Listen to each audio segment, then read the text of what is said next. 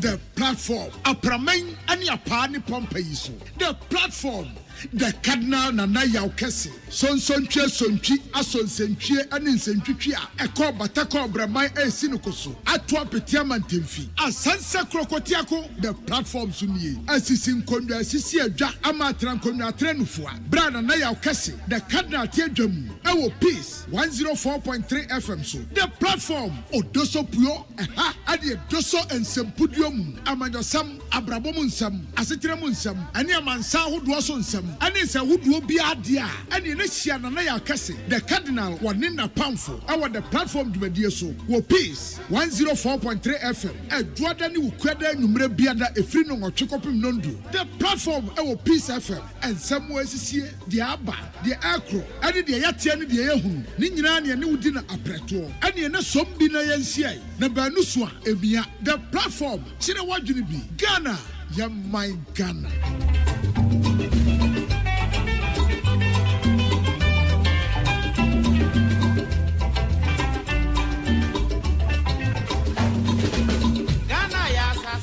I was a for Mamuina Joe and Yasan Damasi, and Ukyo and Umre Sabrea, Nongoche, Apausima, Edunu, and Sui.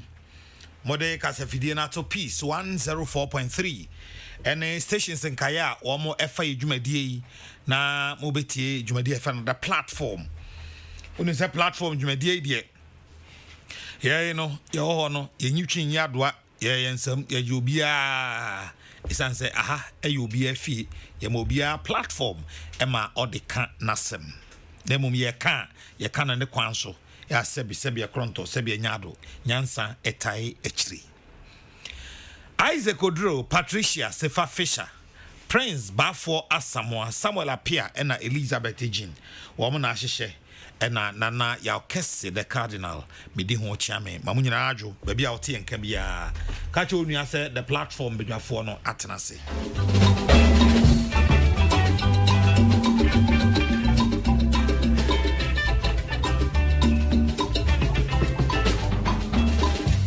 kunsun ne papemu won fe mu man e ponton ponen konfonsa won fa yoma anyhow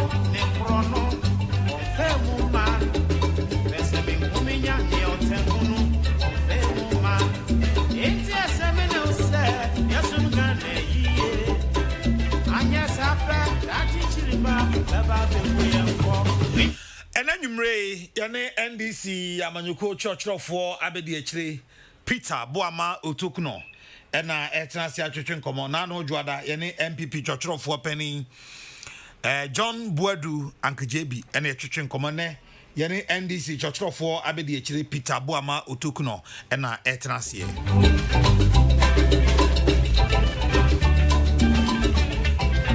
For Facebook, Peace 104.3 FM, Peace 104.3 FM, and after YouTube, so live, despite media. Can you boom and enumerate the every water platform, Jumadiani? Yatrans enumerate, Baba Ginger or May Wing. Na, sim here be so what, as I said, you can't a wasem. Na, ye be say.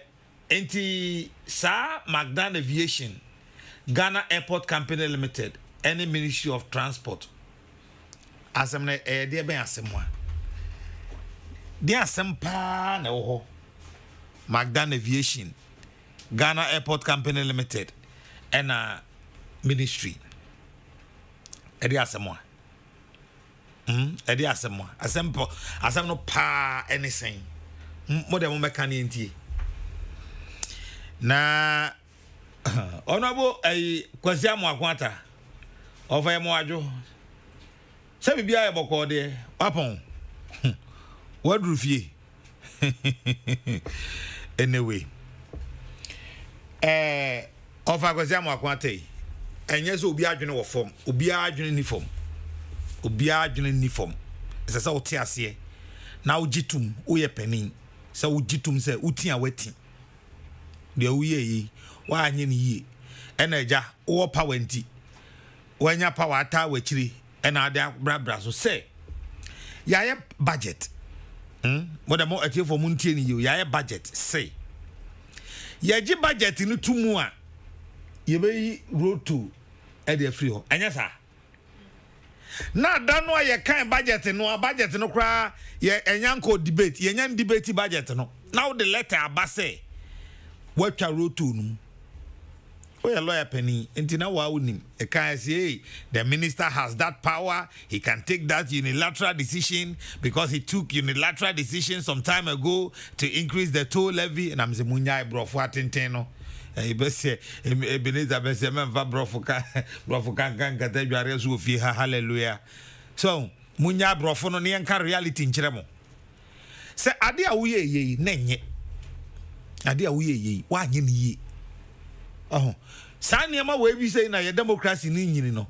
Ese se nipa no se na ban kra na wo ho na oye ade na otia. Yetimi hwe na ye ka kire no ba bi e be set by partisan parliamentary committee ni approve no yenye minority for some to with some de munima ne blade.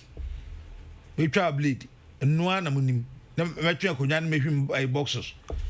So na sa na nka me hwe ani mu pa se anka ye bepe bipartisan parliamentary committee bi nanka honorable amakwata akopie omonim e wo parliament ho nanka omo bisa question ne emfa ntoto mara ho nhwe se the honorable amakwata ye no anye bia wani ni tumi na mana amro so ana ne ya na ye no ana wo ye mana bro so ena obi anka hwe ena ye de brofo ne technicalities akata ho ye road to Mosi enya approximately 80 million Ghana cedis a year. Isha entimu di yi levy ba. Say the shadow so asan boying. Budget yankan in November. Imagine November ebesi sabri. The me ya osa tone media tone pa die. Well, maybe me sabio me ne hwan. Say me go to abanfo. Nemom sa tone die. David, me no obi anya dwen dase ye ntwa to num me die so be electronic aye hwe imagine say ye Ghana ban yakọ peska yakọ ho ahwan na no ne ye say yakọ akọje bosi a ere ko ye adoso ho ahwan kwan Burkina Faso omu lodu ne ma no so a me say obi bo mo kwa ho wo yusu ade na on fa adwene nto ho because nya on ne to ye nya ne dia Burkina Faso lodu ne ma no mo ba or found check out to say yes as I say no so to say Lord wo omonam kwan su free to Burkina Faso e11 na bury omo wen me pesa me tiase e11 e bury Burkina Faso no henfa say wa so ne ma free ha tema sa de akoni krom no to nti oba no anye bo mo e11 no beje no wen Burkina ni ba ha no obeye na no wa anye yi levy mo beji mo no wen. To be honest, na ma dwen ye me set am e be ready budget no. E bia roto no kra no, enka ban de kakra beto so. Na ngo de kakra bi so akojo so eyi ho. Roadway di ho. So sa na ma dwen ye me. Because roto no say even though nya nipa nyina na etua. Etina ma adwen am say road ready the obi o waka bia obey road ready etin ka afiso no obi ekwa ni road ready a ka ban pe kakra mpone ho na nka road to nso mamu kakra 11 man kan se hwe se 11 na moni ahe apotopoto mo hui ka say tete ono pa MPP ewo outright majority of 169 no who bondog 169 enka 11 ngo be popular say the why popular Kasabre omo ji so enti ade no nipa ne ye na wanye no MPP mu na mo wa ban mu mon kan chen se kwasie ha de wuti na mo mpa chew Ghana for de be che mo na mo restore ade no e na mo de ayi takasi e na mo de namu be na toe boot ye mfa nko ye modern washroom toe boot o se me de ko ye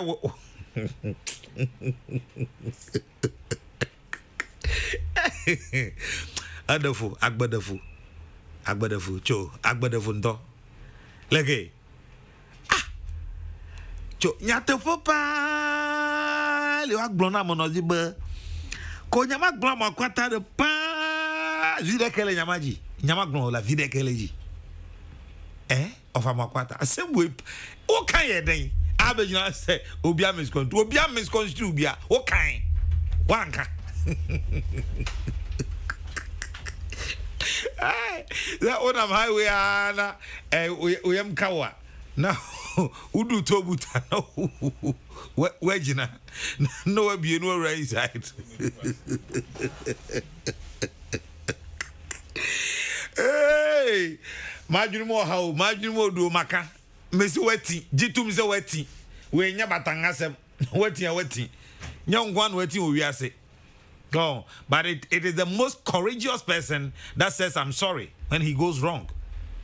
Oh but yeah mumbu so sa na wa kura no na me de me kura si ni ba meja kua na edetete me nti kua adwuma de examples no fa wo ho unse se ukodo na time awodok enfofon no wa no ni ye na abubu so a bi o wa bo se nwura da ise se obetwa ase no ontwa wo no what is ka na bon njemu na bon sa no atia so wo hia enhe na enhe a wa na aba bepam wo hia enhe anhe a wo na aba bepam e ho na abuhu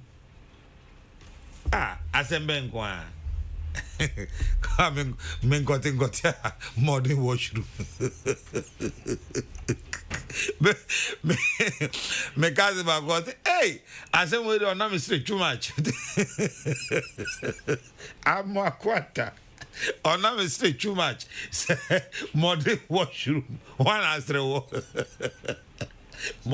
modern washroom offer Jai cry, Jai anyway, mode who be ampe mode washroom. Yana you hold the no. And you know, and on gratitude, Abu Musu. Yeah, Sakwa, says Unigana, Diano, and their modern room, the modern washroom nature. Mummy, serious guy crying.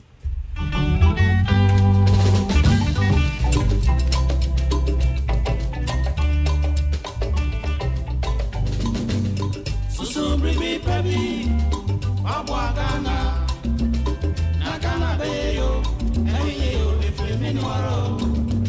So bring me baby, Abwagana, Nagana Bayo, and you, if you mean waro.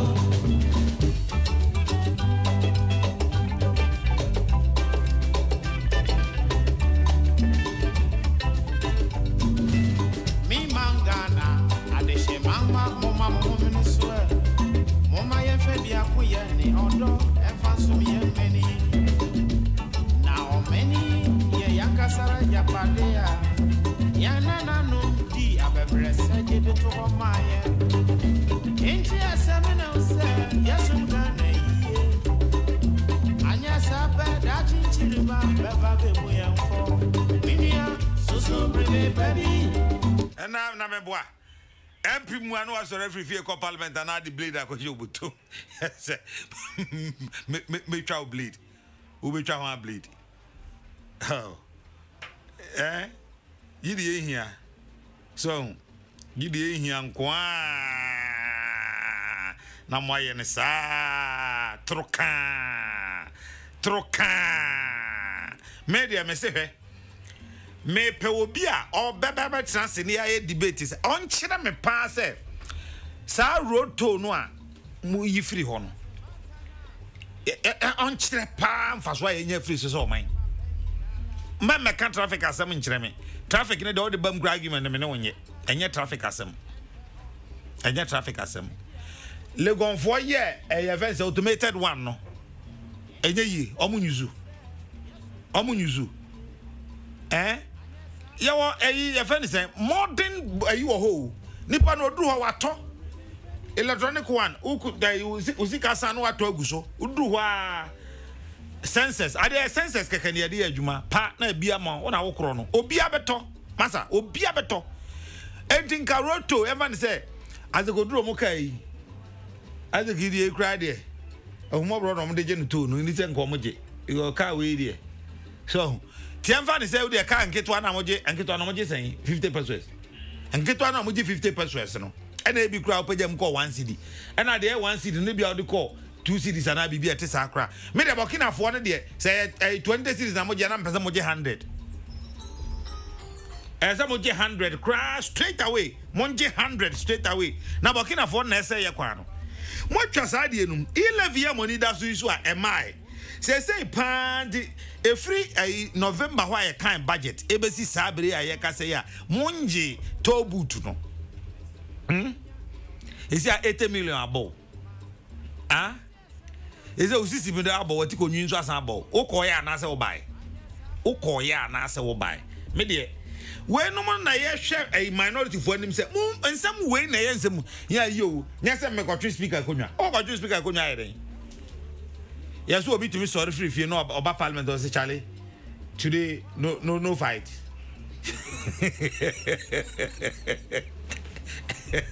MPO o ya beje esgashi akodi wo free ni fear about parliament no be try Charlie e be like today no fight no fight no fight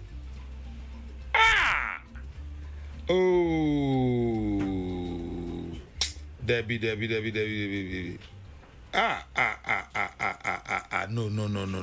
no enye me de mo hwe ni yie o mo hwe ni yie na yesi ohene tufuente kunfu de kunfu odi thank you MP kunfu yeso sango vono omo no yesi offense other people from mo fa bi o parliament hwe mu da oba parliament onya Charlie to the fight no day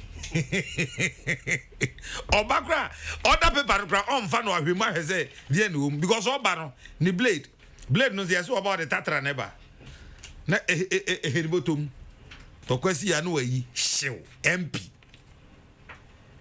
na die wo be mo ma ye ho me on tobutu no ade a me ka tobutu 11 me ade ama me mention dan fa ma yi nyanya bia ne say hwe NDC de Vatiba MP before kazen mo anko hukumi da kumi pre demonstration nyina ewi asem mo ba mo antum mutum mutwa mu ana wantwam NDC de Esla energy sector levy ode mo de ba mo ka de ne fa ho yetwam ana monofo ne ka bere oya ho what you say wo moje mo ajoso ni yie kura eje the same way President Kufode communication service tax eba NDC for na two didn't talk tax say na de wo kasa Kufo president bia yenya no ni timo odea ma say wa talk credit ko de kata phones no wo so oje ho tax talk tax NDC wona mo de say din no bae monchira me say NDC better konya so 2009 ekosi 2000 January 7 2017 no omutwa talk tax mu ana mutwam omantwam sene yi levy e pass ya na china wo de emfa ne se china yakoto aba na NDC aba be ya ban ya mo de mumie misa ho pa se yi levy ombetwam bo de mo yanka no ombetwam de omba se nyom na de baaye e na fa hwe ho na obo nza ban te brofo nsam ombeki kade aka ho ne ade me dia me ade no me ntiase bi asa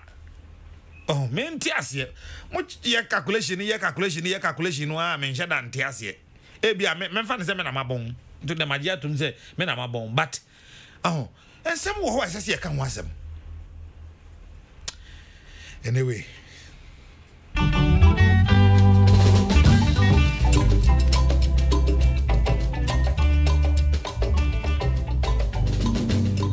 so bring baby abwagana nakana beyo eyo efemeni waro so bring baby abwagana nakana beyo eyo efemeni waro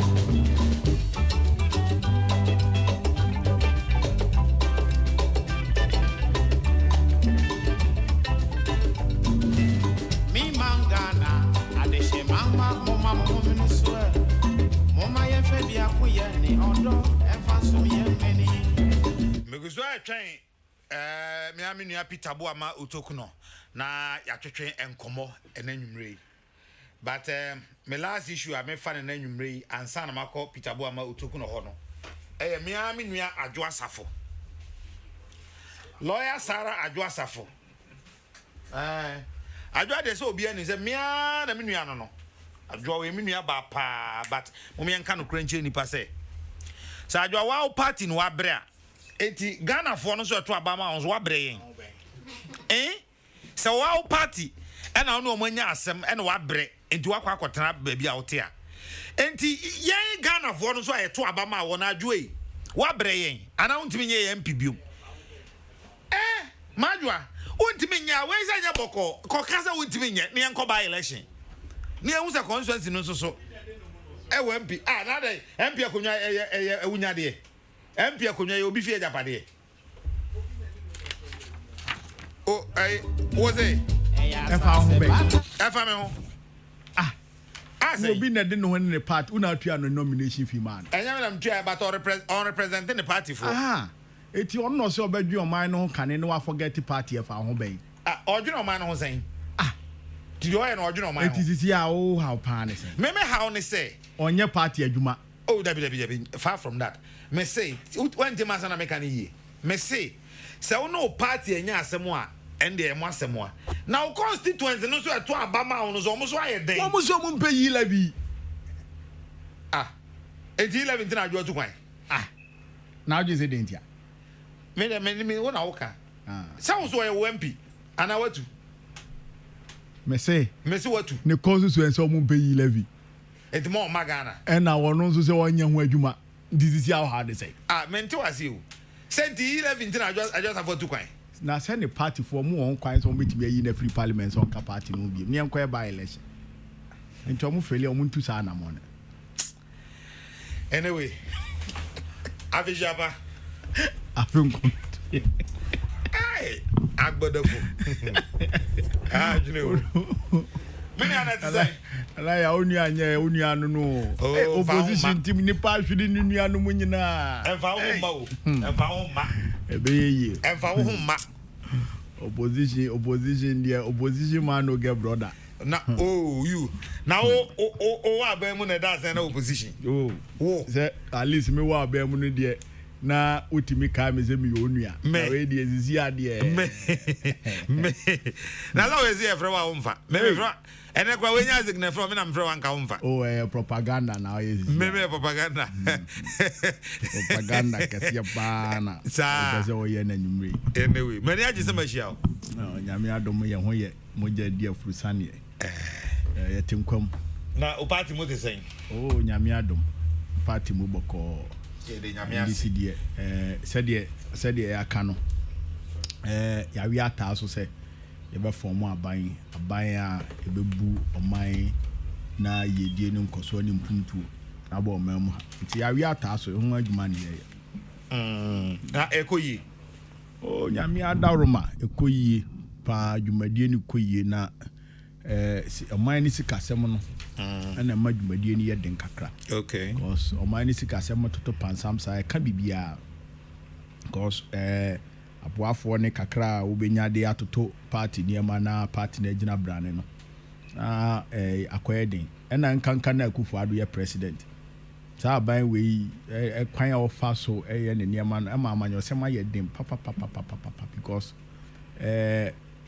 MPP ba mu obi bia o mugidi se oboa NDC anaso ye NDC ni anaso twebe NDC kakra ye guna dwuma se de be ya wonya bi kra na o de aboa party ntino doing politics under President Akufo-Addo has been extremely difficult and impossible but wonyamia o ade nyina impossible you said yes impossible it's extremely impossible the worst of it all is enkaye mia economically na unya ventilation financially mfanya party adwuma na enka wetimi anya kwan so aka wadwen wo ka wadwen a ye do haw sika so nya ye do haw amanfo mo ye adwuma ye se etu omo kai do omo haw say every possible thing ebetimi ama obi betimi a kire na adwen wo mamu ha no mama edi mpuntu aba President Akufo-Addo esi anokwan enre ya mo colleague journalist ya ene ya de na akotwiri mu no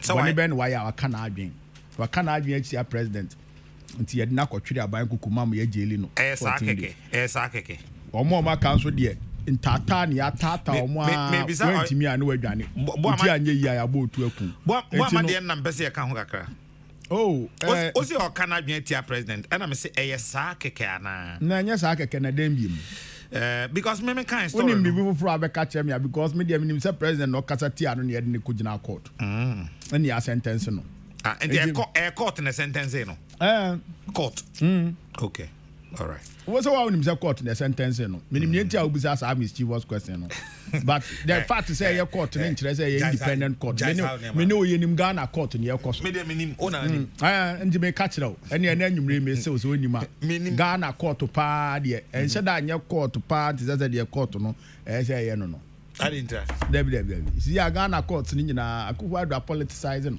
because extremely because and you see no kra we bi na yesi yeka na timamufo hu you see you don't take over a nation and grab it like say bi wanya adwapade bi a wo mwa na kutuku ase wo botu state capture court capture police capture military capture everything na che say absoluteness na wo di nyambra sem ye ope bia na wo ye geba ne sen ye nua ne sen ne ambe na 2020 mu ya oman ya be ni ma for republic democracy ya ba ne soja fotimi bo parliament akretuo parliament chamber ye nua ne sen na ambe ne ye kwa abato ne soja fo ebedi tu be sini paso ten ye ko mo be sine obi anka hwe.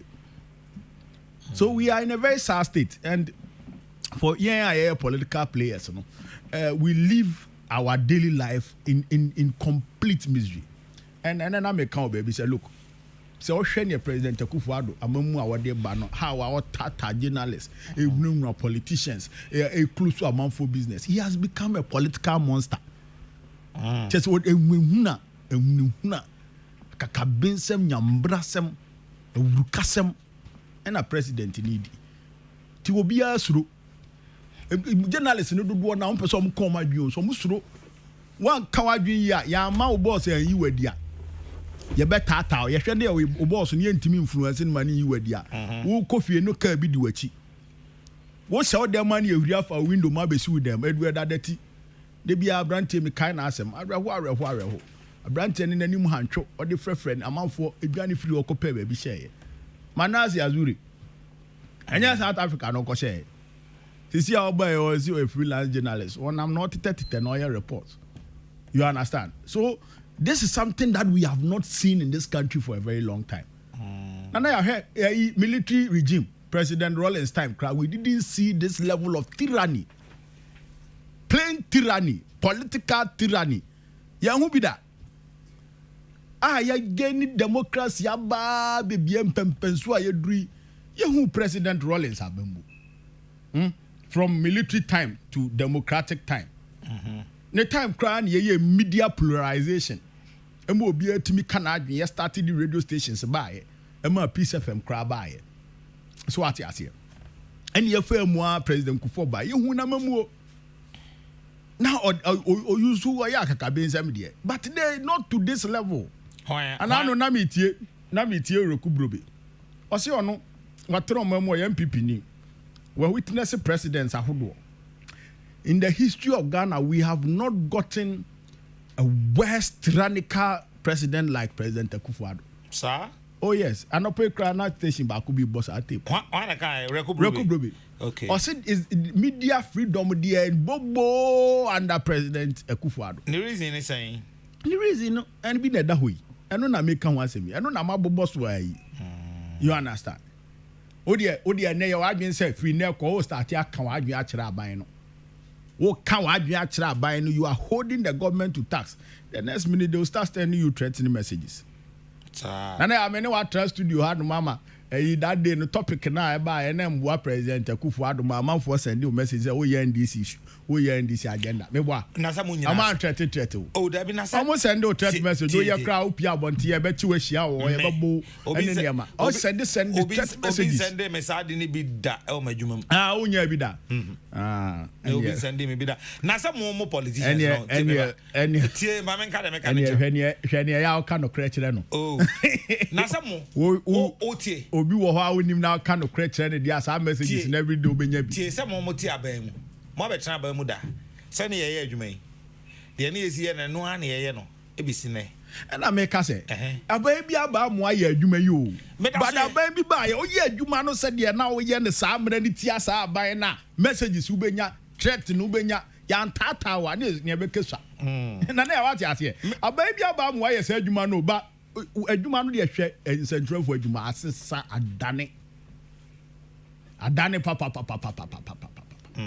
wo mo a we hu ni timi omo no otumu ze omo a omo ntimi aye criticize aban kra sa ye timi criticize aban I see enemy be me video bi a majority leader di ni birthday ne ya ye levy cake Kesseh ten ne de abesi ono twa odi yi ye hi but ye baba no ho asem basa obi antimi nka me ba o ye baba ebi ntimi nka bi me ba ye adwo asafo an wanya no me wali issue no ho na issue ben wo target adwo asafo issue ben wono na wode no ho e na o say owo bibi ye eti ontimi mba embe defend embe protect embe support mu yi levy ni boni awaya ni saying na ade o te parliament ono to aba ono anto ama sabio previous citizens ewo domi kwa benya constituency won we mu ahe o mu ka so mu support yi levy ba so yi levy wo hu ordinary person bia so are you saying wakoye voice pops or say support yi levy na why na wakwa business say o pese otu ato da was say oh me enu de enu kwa de na ano Enano Ashanti region. Yakoye a program. Will be as on pay levy. In fact, Volta region crap with the Huawei. I'm a who calls 20. Yakoye town hall Kesseh. A driver for a ready for and an answer for. And yet to question no most support levy. Ubia so okay. My ancient so there is evidence. Okay, my ancient common as you say. You can say NDC move free Abemu 2017. Ena mampene Akufo-Addo eba be sum e dia be si ena ye kasa yi baabi a mugya Ghana sikasem baabi a mugya o my Ghana eno mampene Akufo-Addo ne man a waba bebuo ne second term afi ena wanya ntemfie numu ena owe compare and contrast yo nana ni edikan would yes a comparison na ebe te se sabio wakofa aduaba kutuo na wode se kutuo no ekototo akwadu ho comparing oranges to banana wo compare oranges to banana unya ni yie da ne ntia onya ni yie ne se ne edikan president Akufo-Addo ebe so wo man yi mu na president Mahama aban edi mfie 9 President Mahama aban enfie 9 ni nyina no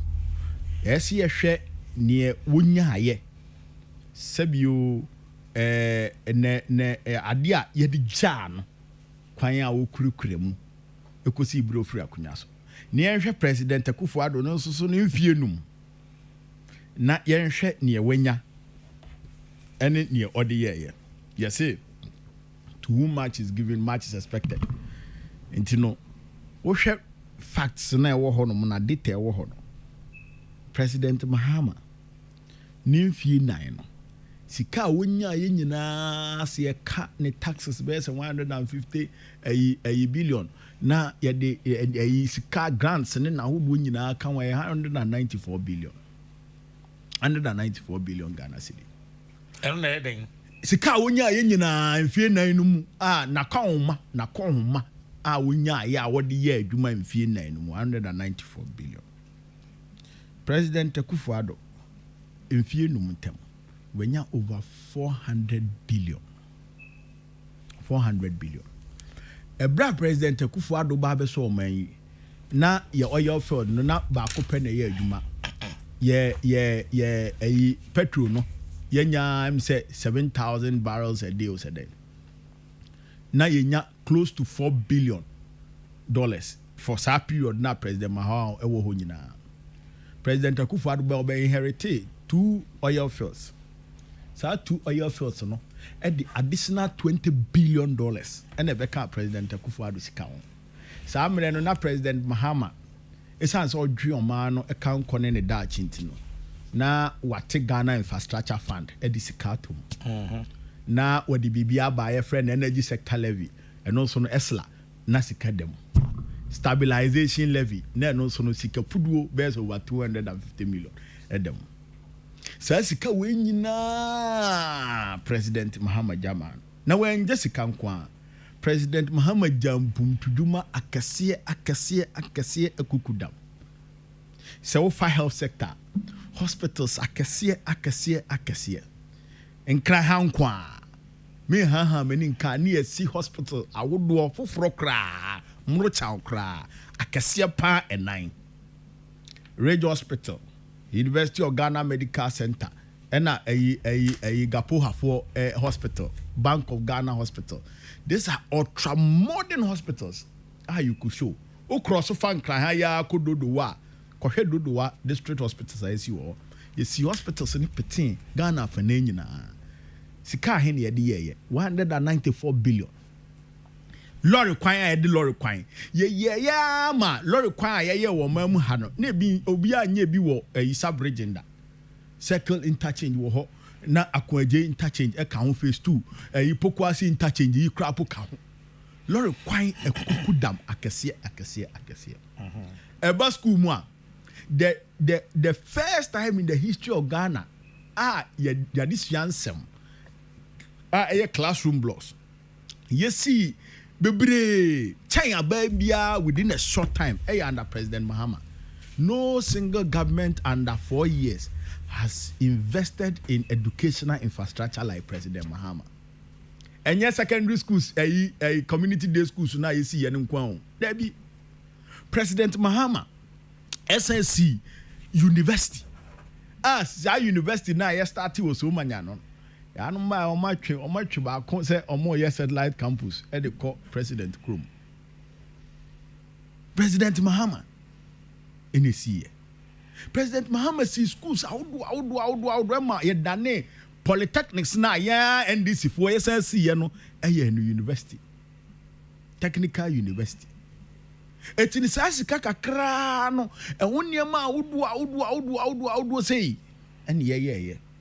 Ghana yenyina ye ni tua bi mpumtuduma obefa ha na President Mahama yesi obefa ha ya che fertilizer free okuani bia na Ghana enya fertilizer free President Mahama etogu President free fertilizer program na mechire no free fertilizer etogu ya ma do so ama President Akufo-Addo ba ye mfie miensa ntem na still onya bi eche eno crap no wan cheni free oba ya no sesa policy no oton etini ya chiro not for sale lubos ye ton 100 Ghana 150 Ghana omu di bi guwa me bi proye ansa na ye start say omu e dey che amanfo so omu be ton at discounted rate me no ka say sisi a fertilizer ni kra ye nya bi poni ato ukres ka wo botom unya bi now say o the President Mahama to President Akufo-Addo he is completely dwarfed.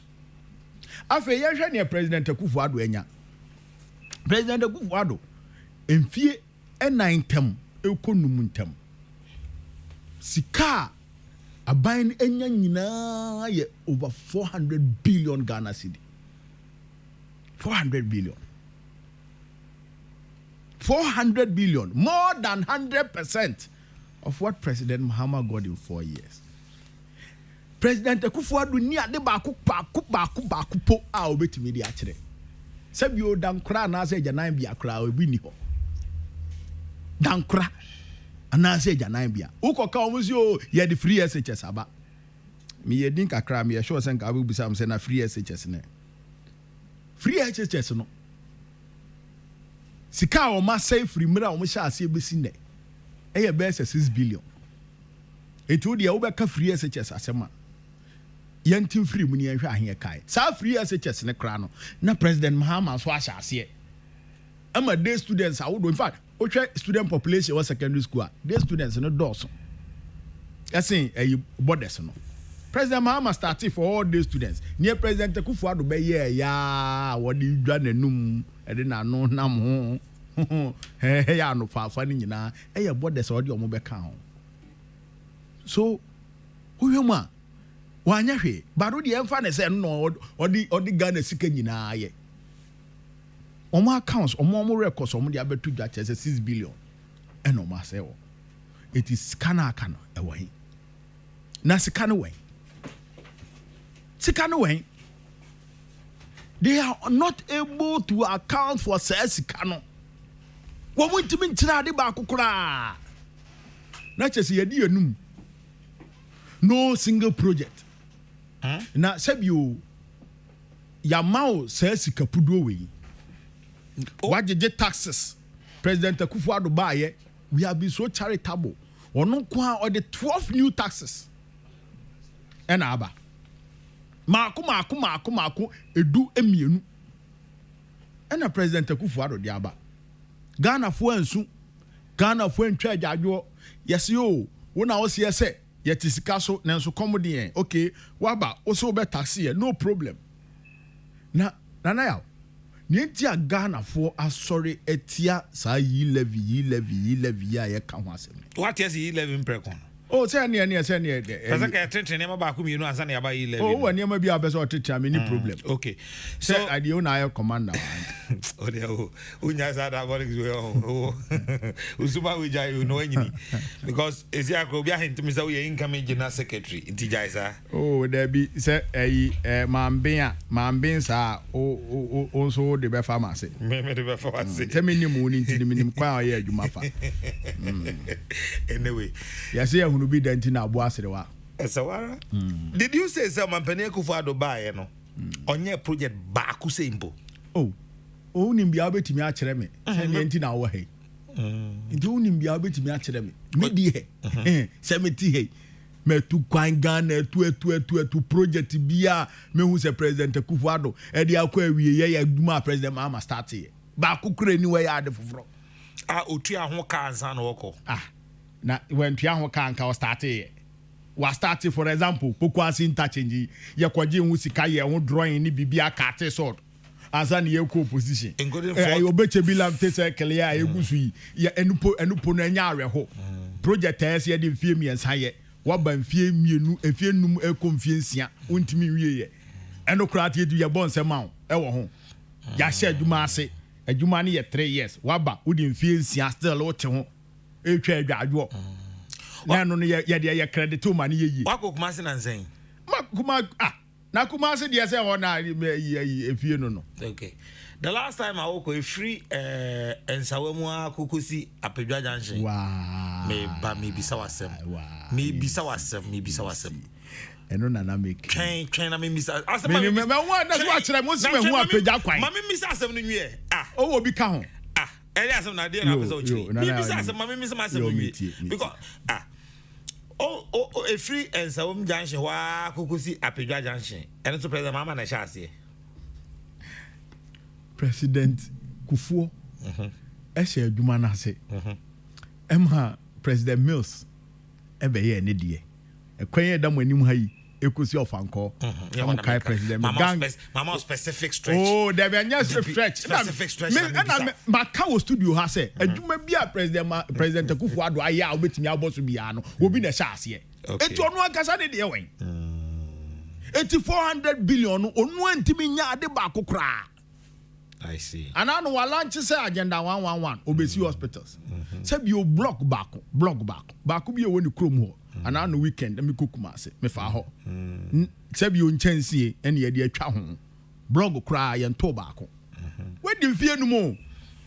En fear num wo be the fear 9 pe. En fear 9. Aye adwuma kuku dam say baby obefa bi obi aboni din. Say be o here this year 2021 almost say the whole Africa Ghana na the best airport best airport one is here President Mahama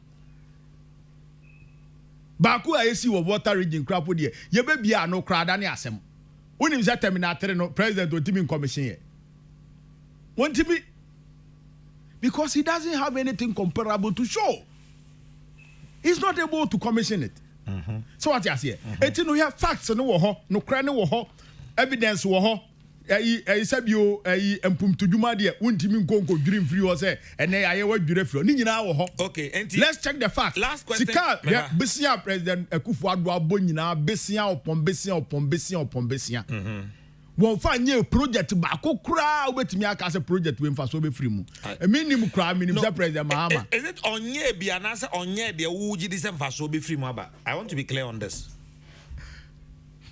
somewhere be PO studio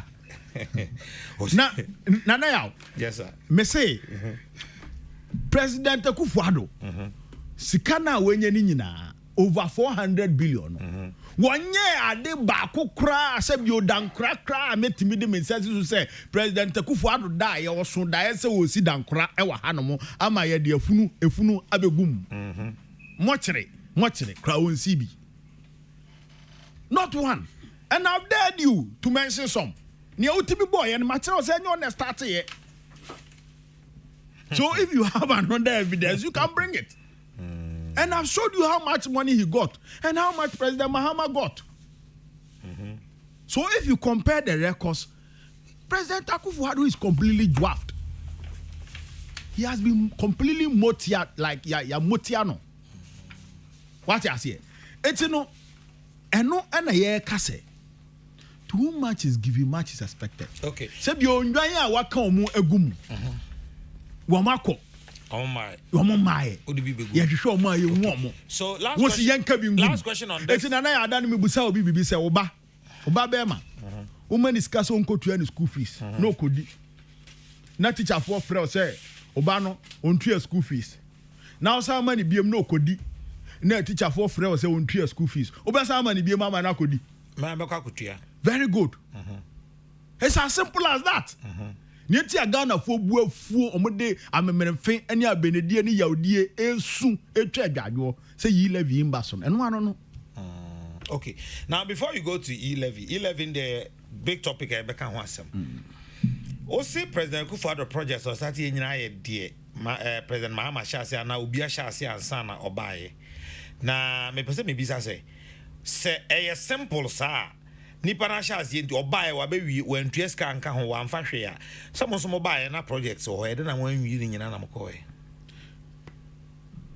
project aye beto ye ne ehun lifeline ene ehun dwumadie ye betimi awie ye wie ni nyina ene ye just a project in a lifeline across beyond some limit ene ye ntimi wie but ni nyina ha kra no ye significant effort enfie nine pe President me pese ebe ko president Mills time eba ne say ebema ye empumtudwuma na ebe doso dodo ama akwai say you are being unfair to President Akufo-Addo because untimi Mills oh yes untimi how can you do that comparison me I'm a trained researcher I don't do such comparisons you must compare them on level ground so what I say you don't become biased in your estimation. So what I say, compare more period. Emma President Mahama, you be biased with your prediction. So what I say, it's in the ancient President Mahama 4 years. Now the ancient president, the only put no disadvantage in 2 to me man more years count. Now you're 5 years. In one breath, say young compare no pepe. I don't know where they call 5. No, I may say on only a disadvantage to balance up because or disadvantage in terms of the outcome. Oh yes, you are skewing your results. No, I'm not skewing my results. So if your argument is that Mahama DNA, yenyi Mills Mahama 3.5 no yenyi free what they are then you are doing 2013 to 2017 and then 2017 to 2021 944 that's all na say 2022 afin your room tina make Kesseh and you person ya because ya sharp yase but let's grant it 2021 kura free mu enkosi 2020 look the miserable state of this economy amen say be your international market see your kopebisia na wo mu bu ya ni chi pre obi anhwe yanim it's because there has been poor management of the economy. Okay, so there has been clueless management of the economy. My question is that Akufo-Addo economic management team has failed. My question is that say nti say na ya sha ase da danti na oba ye sha ase na etua hu ska nyina na ono so ba wa betua ska ne bi aka ho. I just want to know that na eto aso. You see, say eka secretary anko about projects eda ho keka na nka me last born you Kofi Buama nka obetimi abu Ghana ho we did verse 1.5 years. Na ye project any scan here. Yes vision. Ube President Akufo-Addo be campaign obe tra no. O ka say oba obetuatua adwuma President Mahama start keke no na adwuma oba be ye. Debi. Was your vision? Was your basic one district, one factory? Bobo near specific one constituency, $1 million. One TB. Me TB. One village, one dam. One TB. Me TB. Where are the factories? One district, one factory. Not just a district, be a factory back home. Sabio, sa 1D, 1F, one district, one factory. Near Korean say, you show where you are near a Pekka Krama or kiosk be near Pentium, 1D, 1F. Now, yet, say achievement. You didn't tell us that you are going to repaint existing companies and existing industries to tell us, say, oh, yeah, 1D, 1F. Okay. And you see, it's very important, say, yeah, you better pay the foundation. You better boom compo, near Kohen, near this 1D, 1F, you buy.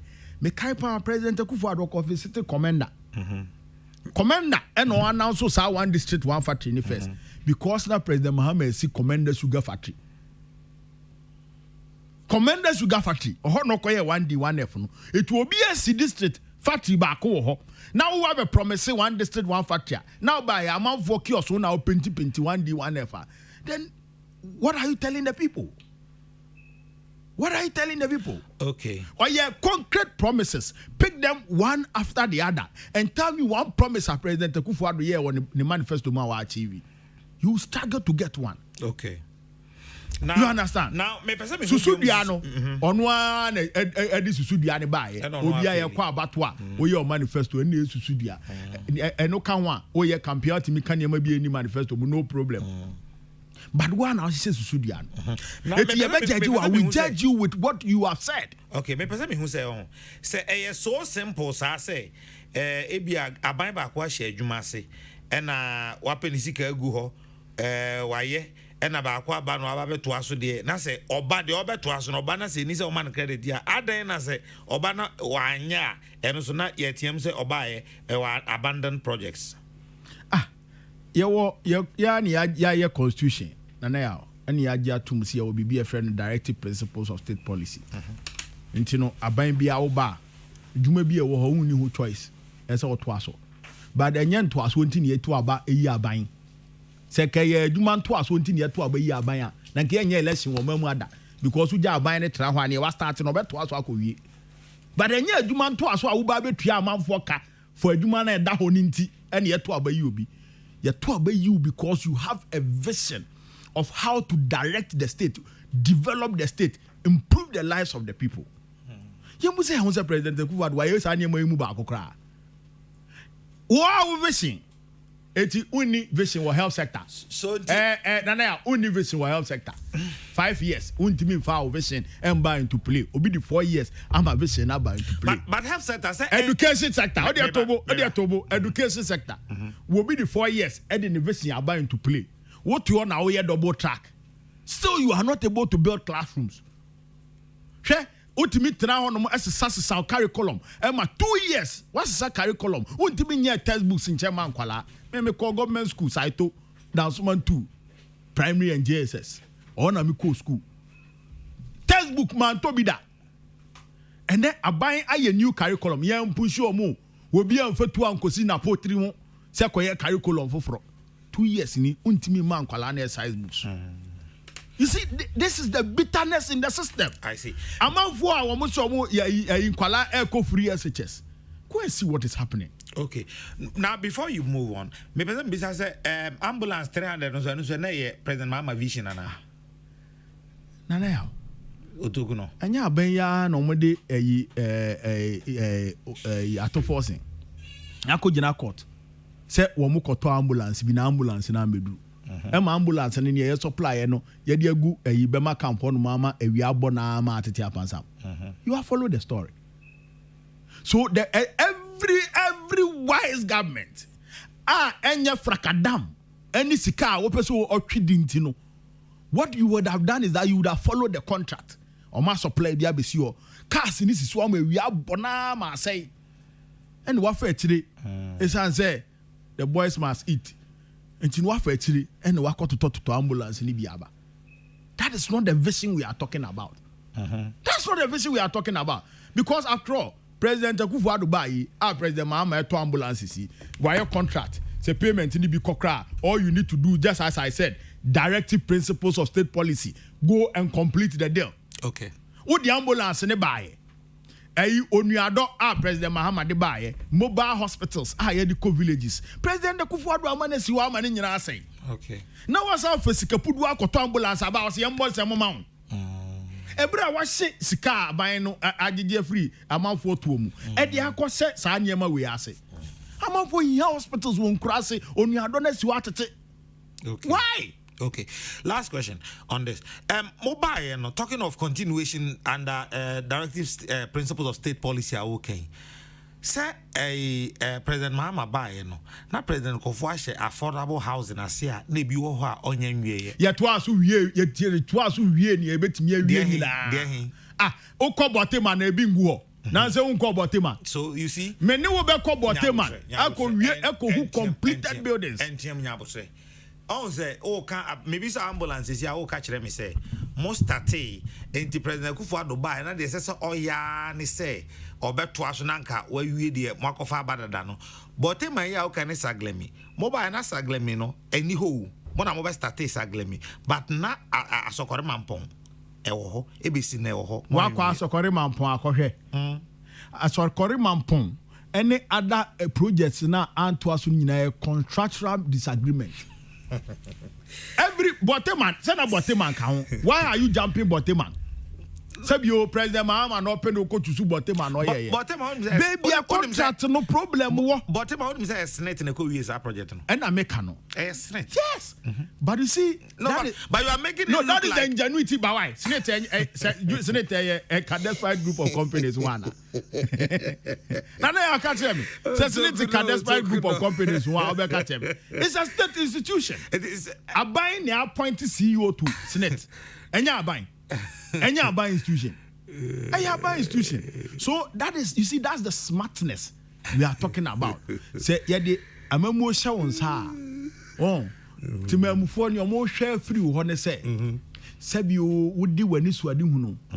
And then, wow, genu nim dear, and you see who. A becca who wait me, I saw one minor problem. What we did with a Senate. Any affordable housing is ingenious. So what I say, a new name day, and yes, okay. So let's fast forward and see what President Akufo-Addo is doing with state institutions. Sabio Rebecca Foundation, a affordable housing project. Mibusa obetimi yano Rebecca Foundation, and so GMPC etimi donate sikapuduo in millions of dollars. At the moment. Some foundation Juma. Rebecca Foundation that been a state institution. Sabio Ochimai Palace that been a state institution. I say GMPC all your money. You the mom no more this your palace. So that is what we are talking about. Will be the Senate Sikaya affordable housing. Who would the GMPC Sika Mawere at the higher personal foundation? So you see, there is a dichotomy, clear dichotomy between the two leaders and the government. Baku edwin wo man no, baku dwin na busua ho. Okay. You understand? And that's the point I've been trying to make for the past few minutes. I see. Now let's switch off to e-levy. E-levy. Manya ni jeza china mo be demonstration on e-levy. Yeah, yo ye kire kese papa. Ye ntua demo. Wo china ye hya ase e wo Brasport. Ya wom afa tudu kwane so. Na yakopie police regional police headquarters ni ewurewure mu akopie parliament na yede ye nkrata akoma speaker of parliament na saa demonstration we ebeye abakosem kese because in the Fourth Republic apart from Kumipreko samre na Ghana for aye adwenkro aye o madwen se wo mu be sori ako atia eto mradeto eto a ebe so amanfo mene timamufo nkankan ne anyafo ne anibiefo emene ebe pro mu se dwe na yaka ye ho abom se ye be sori atia enti o kira de eye action kase pa me yazo se wo nse ma hwe me beret we na ye the official insignia for the rebellion enti o kina no ye nyina ye hyiam e Brassport anopa 7 am a ye sa ya kire no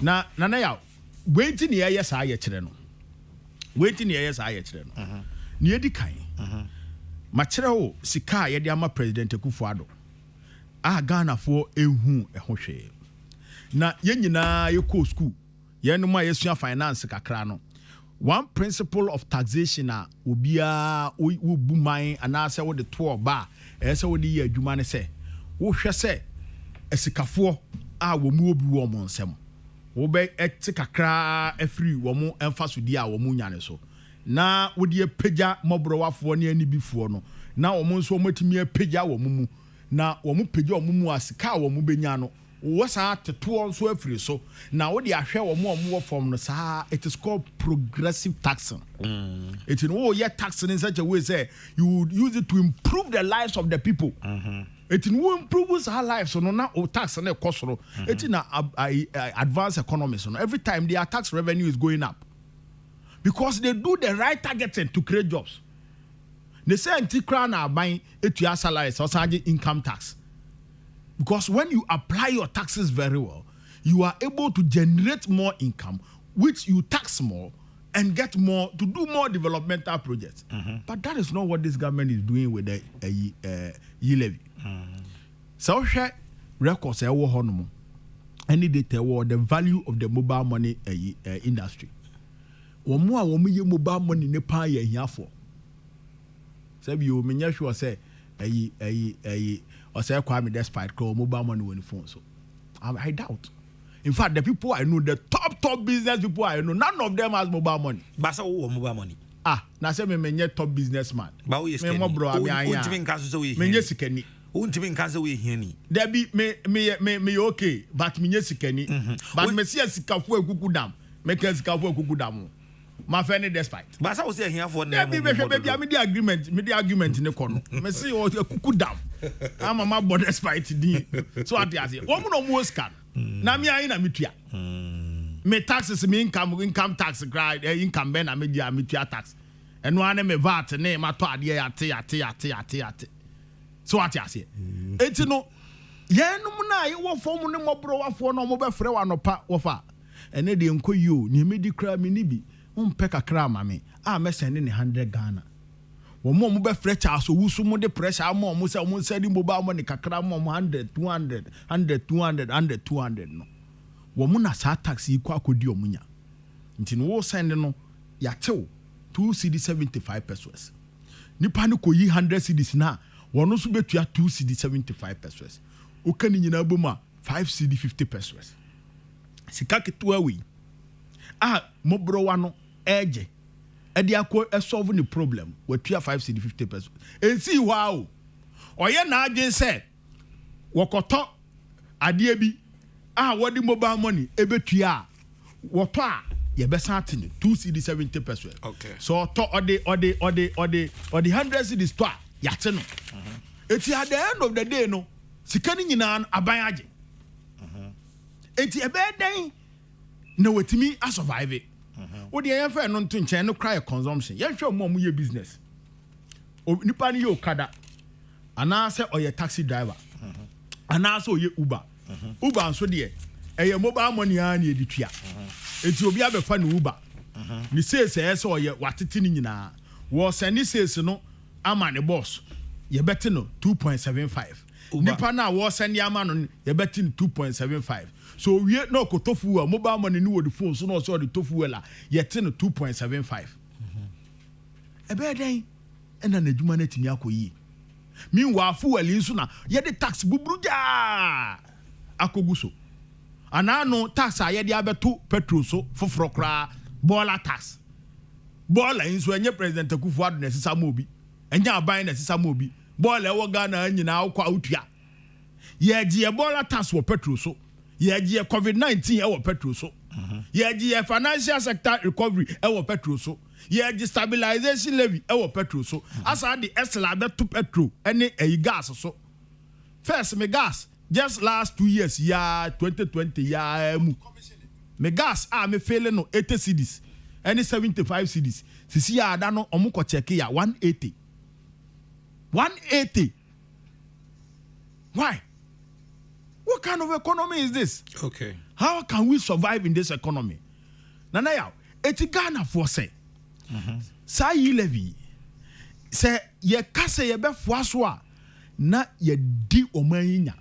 Wachine bi Nyankopon ebebusa ye ho asem na wonim ne eye serekra esa ye esa ya reho at the same time eye the kind of communication surrounding this E11 president says mumpo ye the E11 ni beba MPs say MPs say kwan bia so say mumpo ye the E11 ni beba amaka no wen ama ene majority leader ni birthday ye di levy adani cake ye di ye hi sa cake no yes mo minority mo cake mo na mo de command ya na ya hwe enye sa de na nwumre adai me phone wa ha me di picture bi be kire wo sa picture yi well wo hwa ye cake ye di aba wo birthday ase wani nje ho a obeka ama mehu no way o de me like enter 11 so tobo ase me enter 11 no na wakofa aba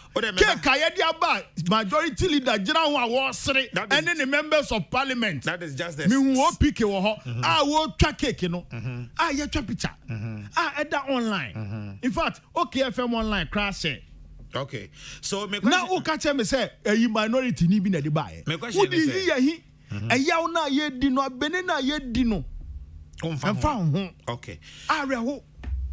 Okay. Masam ni say before I obaba na me kan say we say mode VAT ebaro.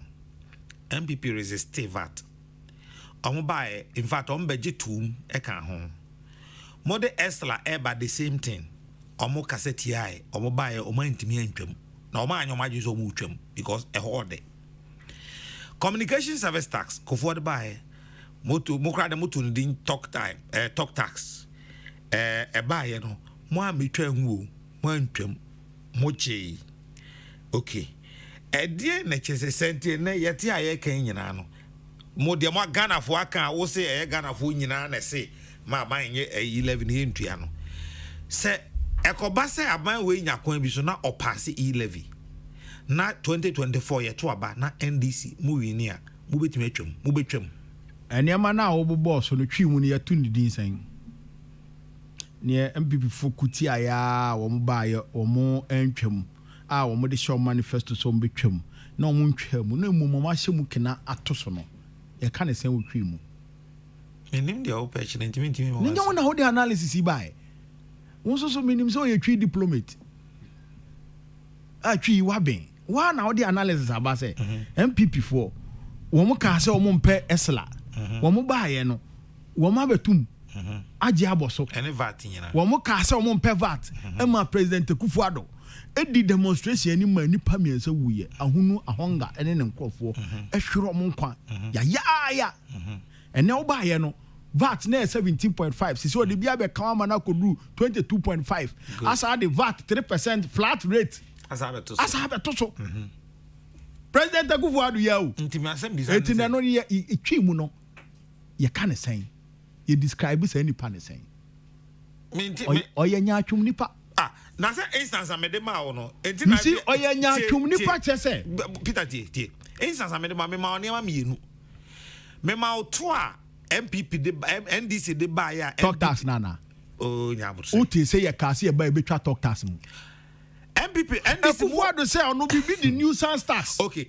wo bo betwam obodin esla also betwam mate mama specific question of E levy me say saban wait me pass E levy na ojeje yet to about 2024 na NDC mu win power mu betwam nyaatwom na on person obeka say aban ye nyaatwom yendru ho ebra yebe hu say yebe ka say yebetwam anase yentwam because ade na yesi yetwen ba say enye na banana ya ade na yesi yetwen ni ye pass ansa na yetwam aha na make say enuti na ya sorry ya demonstration enuti na MPs a wo makọ school a mamranimfo wo two blue parliament last December be twitwa blade nyina very well okay etino ne me pese me kan ne ti am site no ne say ya ye crado as a political party say nyankopo adom Ghana for so dum your parliament ye wo tumi wo parliament ekwan bia ye befa tumi kakra na Ghana for dia my parliament ekwan bia ye befa tumi na wo dia my outside parliament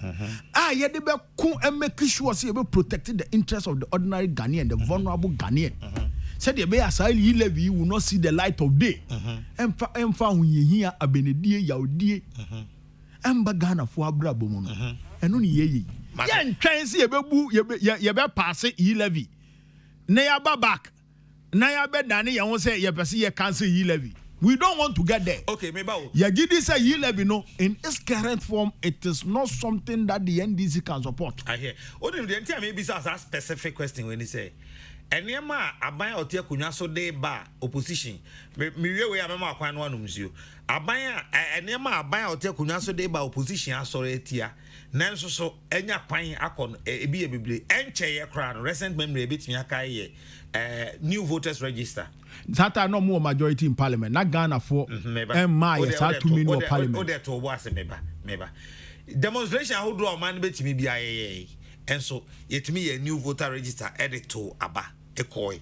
regardless of the demonstration and I make can say regardless of any more opposition more sorry or parliament with more numbers more can ade nyina sa buy ni timi pass e-levy mo ba mo betwam and I ka say yempesi e beduru ho ansambu asa ne adwe ho na se bi o yenduru ade na odadwe ho why do we have to worry our head so what you say yenduru ho kra na ye beda adwen ho eti ho no nye problem sisi a na ye focus ne say ye best stop sa obnoxious regressive atutubotom e-levy tax we said ye be asa atutubotom tax we no entimi mba anano Monday yeah press conference okada driver bi rider bi begina ho ya analysis bi and that was a very smart deep intelligent analysis was say President Akufo-Addo akunya we no tenemu and no see yetisika so na so komode akunya ya metimu yi eno ana no tem sa akunya we wo studio ha ya sesa no ya wasesa no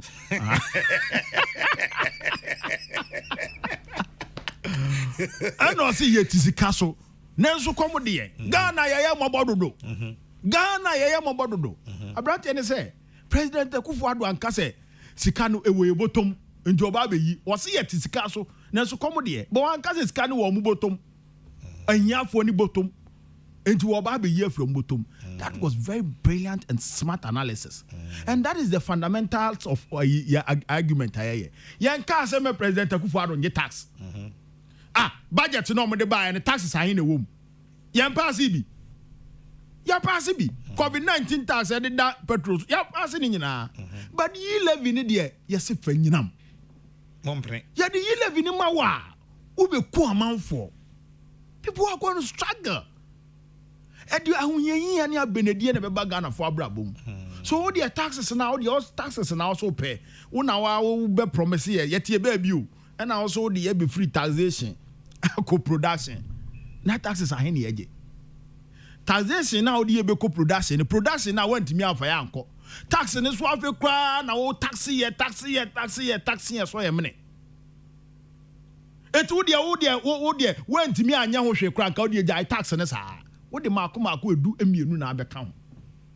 mako du mienu na ade abeka ho yeni ane say na ambi Peter Boama Otokuno Deputy General Secretary NDC ono na mene no etwetwe enkomo emene no twetwe enkomo ene anwumre e the platform dwumadie eso na mwadwenkyira mode abane kakra na menkan bi Emma Peter na afei yentoa enkomo no so Munkaila Jonas kire say Otokuno is quite funny.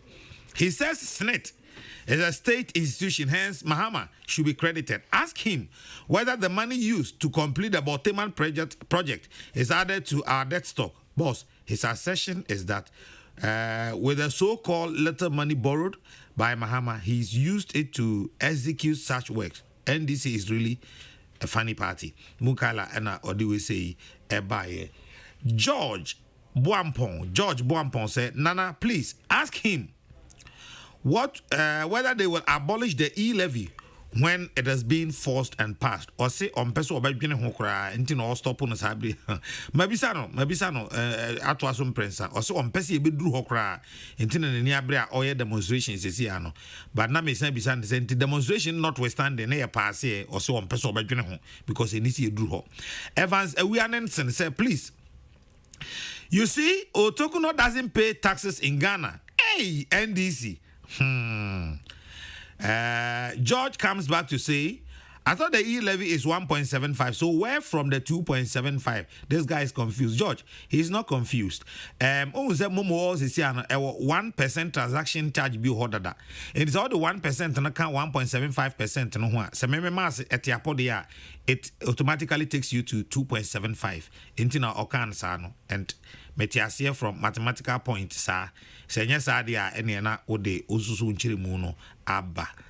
Farouk Watema or say Ghanaians were bombarded with the same NDC politics of theatrics and deception in 2020, but Ghanaians rejected it and voted for President Akufo-Addo. Mr. Otokuno, will NDC cancel e-levy in the unlikely event they win 2024 election? E-levy is good. Let's support it. Entrepreneur my Buadie Avenue. Hailey Selassie says, patriotic voices in Goson. Anaya, please ask Otokuno, where were they when the same GNPC gave money to his government officials and they used the money to drink coconut in Brazil?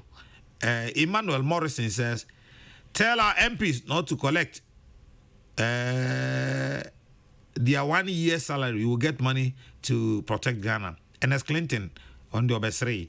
Ado Mike says, good evening, Nanaya Kesseh. Sechi Ebenezer says, look at this. Okay, all right. Nana Ousu OPD Sunyane or say the NDC wants Ghana to go back to the IMF as they did. And that is why they are fighting against the e-levy. Regards to Ofori Evans. Okay. Joyce Asa Etiemo say, Joyce. Joyce partner kaya mmenya okazetiano Joyce for them insimu for muntina match break why me ready Joyce intiana Joyce for them so Asamoah James says NDC is making themselves irrelevant. What kind of explanation is that? Okay. Nana Kwame said, oh Ghana oh Debbie Michael G. Tewia says he's making submissions. In fact, who trains politicians on how to lie? Nana Kwame says, okay. Erica Sari, we have this as an opposition party. What is their alternative? Michael says, simple yes and no question too, you can't answer. Utukunokra, what is this? Derek Boateng, he should rather answer the question than saying something different. Ohiniba Fusu says, please Danaya, tell Utukuno to keep quiet. We Ghanaians know better than he thinks he knows. Okay. Okay. OBS Avon Kasem says, Nanaya, you see the problem of the NDC. They simply don't want to agree that they are fighting the e-levy. As simple as that. Okay. As Samoa James says, Mr. Host, please ask him the question again. Pacho, maybe answer no the mame. Felix Fellback Kofi Kwachi says, they are all liars, politicians. They are one people. They lie and they can lie, Papa. Okay.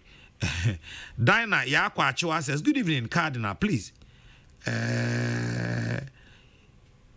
You are sitting down for Otokuno to lie to Ghanaians. Nanaya Kesseh, who you pa? What is that?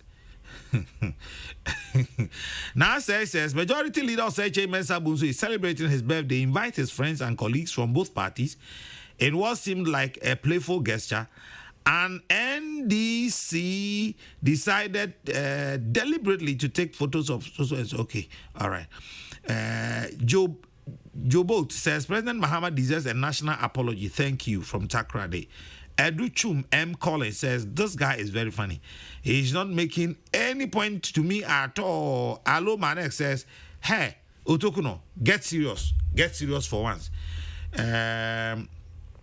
Maminkai mienu namenko Otokuno hona fei yentoa enkomono so obi makan odi ndadanti obs jai. Abba Hagen says, all hail Otokuno. Sorry, fighting hard to come to power is not easy.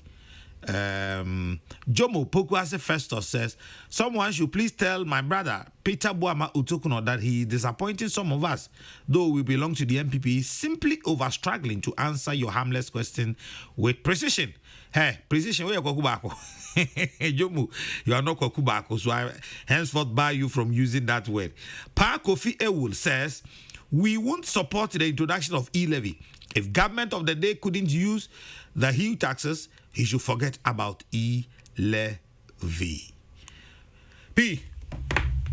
What you there? A man for can be out of can be an oh, there be many times almost so much on my dream. Menya Kufuado. Okay. Now, me allow, but very, very interesting beta.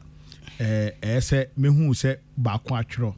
And it's all ye levy no, ya the bayam pum to creative jobs in the name.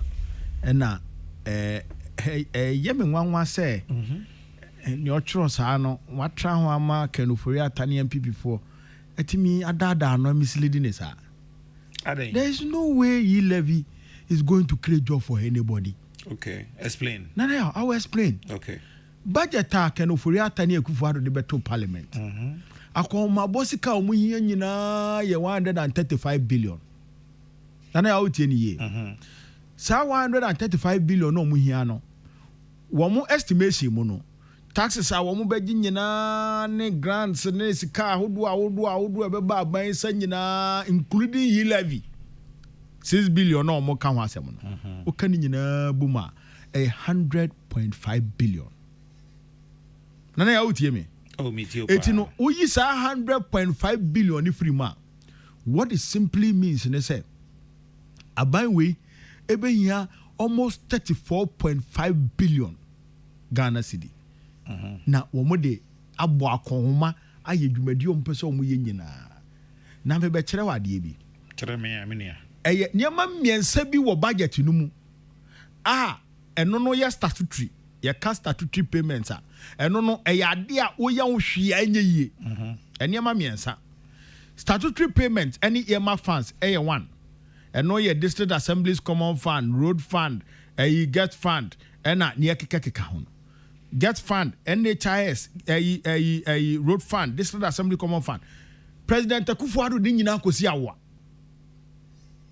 e de capping atoso etisika ebe call ne cry ho spending no ya cap no ene ye di akosi awa 15 years 10 years etisika ne ba nyina na kwa awa asiem etina no ye sika untimi va onsanka sa sika no 31 billion Ghana cedi obi wo calculator obetimi afa na we follow analysis ni ye se o hwe compensation adwumafo aketua including president there na watu 70% ene adwumafo a watu omo de mu 4% ni nyina ekaboma 35.8 billion nana ya wochro we are third one debt servicing interest payments and amortization debt servicing bosia ban na kobo over 220 billion na wabo sa abesia no ehu ensihu a esi etua enye sika no ensihu a esi etua na o kan nyina bom a bosia no mpacho me ba bosia no ma mente ase wa ha sei se enti sa ensihu na wabosia ho ayekotua no bosia Akufo-Addo abo ana se bosia wo dadansa na obanyina ka ho bosia na ewo no bia nim say 122 billion no so the 222 billion abeka ho there no interest in free nkruma time eba buzia eba champon eba rollins eba military governments ni nyina eba Kufuor eba Atamils eba John Mahama eka no mabo nyina 122 billion president Akufo-Addo nkwa de mfie nan abo besia sen free nkruma time besia o man abo nyina. It beats my imagination. But my question is that question no me be answer. Okay. Me twe ho a mente ase. interest payments are wo tua no sisi an your total debt no 341 or 42 billion so what you say sa 342 billion no ehu interest e betua na fee e na me bobo ma wo no interest payments near 37.5 billion amortization is 7.9 billion o kan nyina boma 46 billion it debt service nko no 46 billion compensation 35.8 billion and a statutory payments 31 billion o kan nyina boma 113 billion na na outie me it sa niema miensa we pay we Akufo Addo budget to the bar 2022 113 billion. Sika President Akufo Addo hwe anu kwai so benya for this year nyina 100.5 billion. It is uyi sa niema miensa we kra ye fall short 12.5 billion. Ye ni baby e benya sa eska no. Sa niema miensa we po aban ne na adwe so besam ne sa cross ne nine ne sa hye ne dem rifo ma da. Onye hwe sika na ebeba no saa niema we na opese ode ye oni ani so ade hunu bia wonsi school dan wonsi toilet onye nsuo onye electricity na saa niema we pe na ode be ya aban na ko ma bosika wo hwe so obenya na fi no e short by 12.5 billion. It is aban ne na adwe so ode niema ahuduo bi be count say you start na omo keka so omo be ye omo si job creation ni saa niema na ni nyina akosi 35 billion. Eti so obi gina ba bi na ya o ka tell say yi levy and odi be create adwuma yi levy and odi be ya lorry kwan yi levy and odi be hospital a eye anadwuma ndasem frakadam sem eye brade to sem ense se obi a support no eti omo church say oh yi levy no ne be lorry kwan we don't want development. This particular yi levy is not going into any development. Are you aware say out of 135 billion no President Akufo Addo office nko age 3.5 billion. Are you aware? 3.5 billion. What the 6 billion no almost yi levy ne de be ba no 3.5 billion na free mo e ka he. E ka 2.5 billion. Then how betimi dey aye. Menya so say free SH scribe betimi dey aye. So yeah, we are speaking the reality. We are speaking the reality. We have the men, no. Now, send a manchindia. We have the men. Send a manchindia.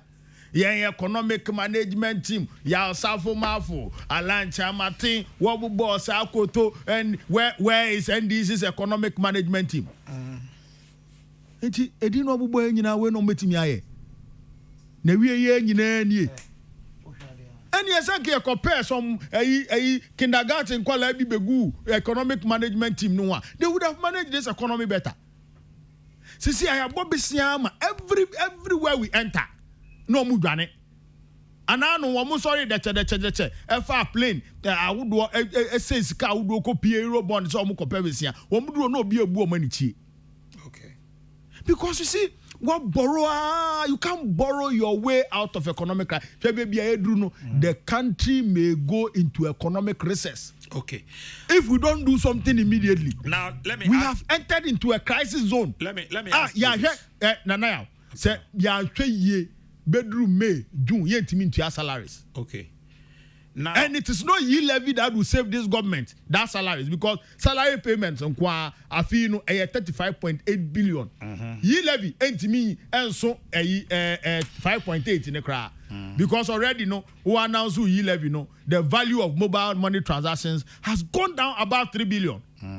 Okay. It means we revenue now be free unya start po bia be use you are moving the economy back to a cash society from cashless to cash society. Meanwhile, manifesto mu any mu digital now but me am not pretending so a digital man you know cashless society no can want. Okay, now then you bring a policy that will reverse all the gains that we have made under making this economy a cashless economy. Now let's use some figures here. Sir Momo connect can say 120 billion. Yes sir. Sir Pepe. Good. And I was President Akufo Addo say 220 account. 222 account. 220. So and then 122 on the 222 account. 344. 344. Okay. We hono interest on debt na yakwakutua no. O say saying 46 billion. 46 billion. Okay, 46 billion no. Say a bossy a wo ni nyina 344 no ho interest na for Sabe pepe. Okay, intinya kufa don kwa bossy. Sabe pepe. Into person chema na. Maybe sa some maybe see some. Yo. Enya sa. Okay. Time a momo kono, not debt to GDP ratio na I'm saying. So okay. Me who analysis our person here. You don't have to know. Analysis. You only have to understand. Oh, okay, I'm following you. Me follow. Baby sawas. Me follow. Yes. Oh, now see how you want analysis into me analysis. Me say more kono, not debt to GDP ratio is saying. Okay. Oh, but then now you analysis. No, at this point, figures are now the. Me be sawas say. Time I'm moving free, I'm not debt to GDP ratio. No, I think say 62% to say that. Okay. Say 62 or 58. Oh, they have 62. I've forgotten. Okay, I'm not too sure. I think it was 62, 58 thereabout. Okay, 62. Rebase in the cry and in the bar form. Okay. So see, I saying that to GDP ratio is saying. I think it's around 76, 78, almost 80. Okay. So obviously it tells us that you do red zone. Ya pa red zone. Okay, very red good. Zone they are pound dada. With all these, send this in a wa ban mu there. They na mobile differently to rescue Ghana. And the analysis in the way you know, nan can be doing so be compare bibio. Me analysis. I don't know what you describe analysis. Me bisa a question. Na me ma wo hu. I find it's a trend that me di bisa question. Intina na me do nam ho. Me analysis. The first answer to that question, and this in a wa ban mu like will not reach here. That's the first answer. The second? O person solve problem bi a esa o hwe baby a o free. Ne wo ye e ma sa problem ne baaye. Said ye be ya wonye sa de ni biem moving forward. Yet we the country is at a level ye debt unsustainable. Obi am person be ma iska. Niema ye be see hanom ye mbusa se ye sha ase ne ye hu ye ma red light e bi ma caution. Caution ne by obi antie ya be piem wa ha se nipa na wote akonya so no onye ready say obesisa ni ways. Okay. Say ya di Ghana se wi asesika nyina aba ne de betua sa aka ne ma no obesa bobiem ato. Okay. Ono ne ye friend obofo so ati ase obofo sa no ye na ade. Okay. Say NDC were power in the first place, we will not get here Oh yeah, sure. at all, Because the time maybe say oh yeah, sure. Nieti America say yendru ha ne say emra ye call senchiba ya ye be ye homegrown policies. Ohwe economic trajectory na, ohwe GDP growth na, ohwe all the other indicators including inflation, any debt to GDP ratio ni sa money nyina all started stabilizing because we wanted to move away from IMF and use homegrown policies to do that. So our homegrown policies were carefully crafted. But your tax was carefully crafted to solve a problem. ESLA was to solve the legacy debts of the energy sector. Okay. So that you better provide electricity and mobile stable. It succeeded and it achieved its objective. Okay. Price stabilization levy. And no NMA and this yet to control fuel prices. Emma need 15 cedis. Okay. Side Breno. Answer now better say petrol. Yato so no. A major issue. A woman answer what to say at petrol so. You were not even hearing say at petrol so. Okay. And then every 2 weeks be a petrol no. Dimdika as obi dineti. It's same boat. Okay. I'm a petrol. Petrol almost 35 cedis from 15 cedis just 4 or 5 years in them. Now, near year can you say there is a problem. Sure. This government Okay. It appears they don't understand what they are doing. Okay. And if they don't understand what they are doing, then they have no business in being in government. It is better. Say President Akufo-Addo, what dia kunyane beto on any bawimia. No more pejo musa say adwuma no muntimi nye. Okay. Then continuing on this path. And no President Mahama Acho say, baby I drew near crisis point. Every reasonable Ghanaian, every reasonable human being, let me even explore further. Every reasonable human being, and him says, "Be unyanse ni baku for through." Enti na Nyankopon boy and say, and set tie nyina ntimi nyepe. Ebi nim bisin bi. Na wo na wonnim na wo ya kakabensem ebon ho safoni ze wonnim. Na de adwuma ne hye won sa na wo ya. All you need to do is to eat your humble pie and call for those who know how to do the work. ni nyina yen charge ni solve problem. Okay. I have said say we are not saying say me Akufo-Addo don't get tax. But what we are saying is that the kind of tax our person was general. And yet tax I be boa o man no. And you regressive. Every how amount for and even the money the returns from that tax. It's not that huge. Okay. It will not make any significant impact in the economy. Okay. For example. Okay. Property tax. Property rate. Say property tax here. Experts are saying that it has the potential to rake in over 20 billion. That is about 4 or 5 times e-levy. Why is this government not looking at that? They are just looking for an easy way out. To get ready. The lazy man's approach. Just pick an easy way out. Mobile money need the amount for you. Yeah, this status why without thinking through how that will impact negatively on the economy. Okay. And it's a momo was a way in solutions way because okay after century. Homegrown policies are the buyer a boy mamu stabilizing nema okay as a fuel maintaining 15 Ghana cedis for a long time among other things. Some years I nema way then you call IMC for policy credibility. IMF now can IMF, yeah. Policy credibility say you recall say you started our homegrown policies we were making gains. Then when we started the homegrown policies, the international market was saying, and then you started homegrown policies. We are not, kotoing to any amount. So when we go to the market, to play in the market, we were having challenges. Then they say, okay, fine. Sika IMF debe mayeno. And yes, in fact, it was I think it was less than $1 billion. 943, if I remember. And no crash was saying Sika IMF the chair or my COVID time. COVID my 1 billion free and your loan. What we went to do was to have a program here. Yeah, elmo and you bet me I ride you on that near to me strengthen your homegrown measures. So it was not money we were going to look for. You can't policy credibility now, just here. Policy fiscal explanation of my mantias. You can't fiscal policy. Fiscal policy credibility. Yeah, patch say. We are still playing in the market. We are playing on the bonds market, not IMF. Say Yebeko bonds market near Timia Sociedia. You starting homegrown measures. Yes, it will bring initials a setback. The lag will come. There will be an inertia. So what you say? It unya effect immediately. So because you are not getting the effect immediately, the policy speculation would affect how you play on the market. So yeah, the kodom IMF. And the IMF program, yes, certain your time I ever free pepe. Sika omode my 900 and something million no much chem best 3 years was 4 years. It's the last tranche in the crap President Akufo-Addo energy. With the hope that by the time we have a program, then our homegrown measures and that is the results we got in 2017. President Akufo-Addo and who 2017.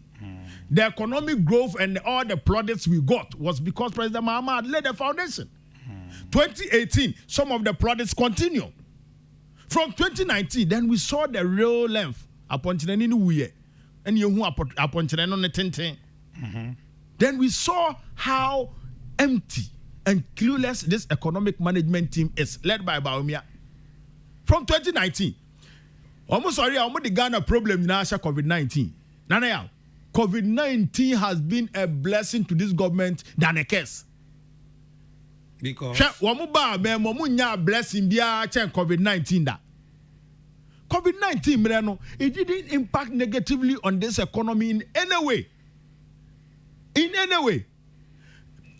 COVID-19 abai enya sika poly 36 billion Ghana cedi free enya loan 36 billion free and no na omukodi huntro World Bank dia na omukodi huntro say omuji 100 million and a World Bank country director abeka say we have not seen this level of dishonesty before from any government. Yeah, mamu 560 million.